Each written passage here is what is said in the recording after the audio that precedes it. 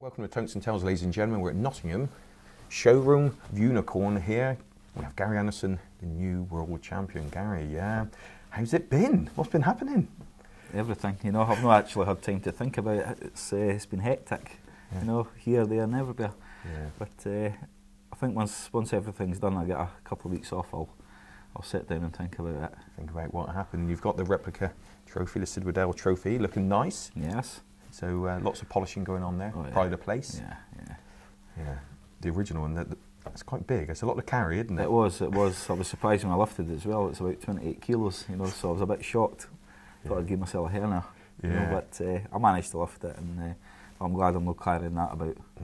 No. Well, going into the World Championship, obviously the odds were tumbling down for you. I mean, you come into like 6-7 to 1 favourite, so obviously something had been happening. We know you'd obviously done so well on the tour, and of course you won the Players' Championship at Butlins. How did you fancy yourself? I did. You know, I was, like you say, Butlins, played well the whole tournament. You know, so confidence was high and practicing was going well. Yeah. And I was looking forward to it. Yeah, and of course you'd won the Players' Championship 20, Pro Tour 20, so he was on a bit of a roll, and then Scott Kirchner in the first round. The average wasn't superb, the checkouts weren't superb, but you got through, I think 3-1, so memories of that game? Yeah, it was. I mean, I've never met Scott, you know, and I was speaking before the game, what a lovely man, you know, proper gentleman. You know, it gets on stage, I was watching him practice, I said, he throws at a good speed, you know, but got up there and he baffled me. Yeah, he actually had me. He had me trying everything, you know, but I mean, that's the way Scott plays, you know, so hats off to him, but he did play really well, you know, and the pressure was on right for the word go. Yeah, and then, so you got through that, then you've got a Christmas break, so did that dent your confidence at all? Scott did. Yeah. Scott actually killed me, you know, my confidence was gone. I was thinking, oh God, it's not going right, you know. Like you say, Christmas break, I think it was 8 days before my next game, and it's hard because it's like starting again. Yeah. First round's always the hardest in any tournament. Yeah. And it's like starting from scratch again. Yeah. You know, it's hard to get back into it.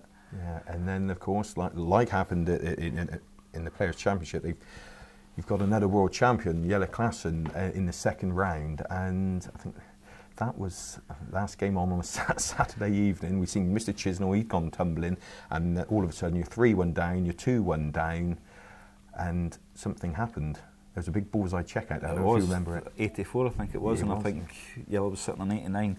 So he could have probably had a 2-dart finish if I'd missed, you know. But I've known Jelle since he was a very young lad, you know, and he was a great talent there. He's kind of fell away for the wayside a bit, but the last, I reckon, 5-6 months, he's been coming really back strong. You know, how I know he can play. I knew Jelle was going to be a hard game. Yeah. You know, but he throws at a pace that I like. I mean, that's it. Rat-a-tat-tat. You know, it's a good pace of the game, and I think people enjoy it as well. But like you say, when he was in front, I went, oh, I wasn't expecting that, you know. But the 84 kind of changed it, and we just stuck in. At that point, I was actually just looking to win another set. Yeah.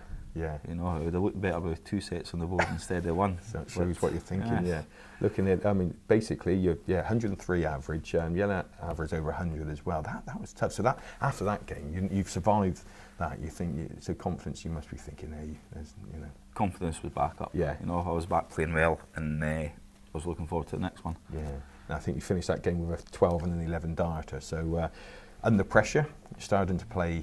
Well, I say starting to play well, you are playing well. Then on to the third round, the qualifier, Cristo Reyes. You win 4-1, but hey, he touched 100 average and won the first set 3-0. So again, you're in a battle. Yeah, I think the first set he's quite a high 112 or something, you know. And I walked off and said, here we go again.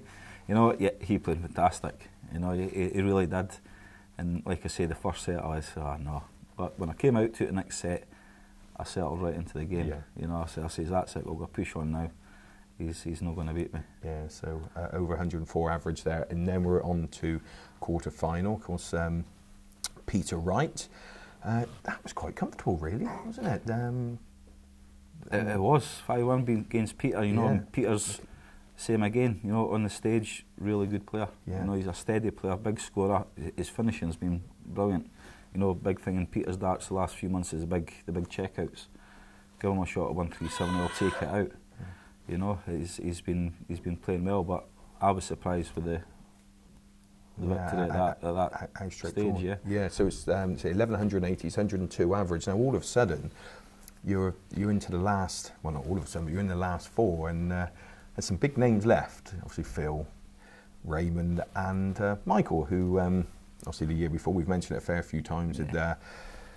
It done you 4-3, which was a tough one to take, and you've been waiting a year to grab a little bit of revenge. Year, you know, I mean, when I lose, I'm probably one of the best losers ever. You know, because like I say, it's not happened, and it's on to the next tournament. You know, I won't lose any sleep over losing. Just means the boys play better than me. Yeah. But last year, Michael's game was the one that really, I didn't like that. You know, I did spit the dummy out, to be quite honest. I was fuming. You know, it was a game that especially when we were struggling, and I was starting to play a bit better, and being 3-1 up and losing 4-3, that was a kick. That was a tough one. So this time you're 3-1 up, and it's back then to 3-all, and you think, oh, you know, what's going on here? Because you had chances in just about all those sets. I mean, it could have, you know, been your life. I'd done it again. I was thinking about it, and I think when I went 4-1 up, I think Michael had missed 3 darts at double 18. Yeah. I think it was 2-2 in legs in the 7th set, and he had missed darts at double. Yeah. I had pinched that one. I went, well, well, goes around, comes around. You know, that's one that I needed. Yeah, and of course you're average, you're over 100 average, but also the double top.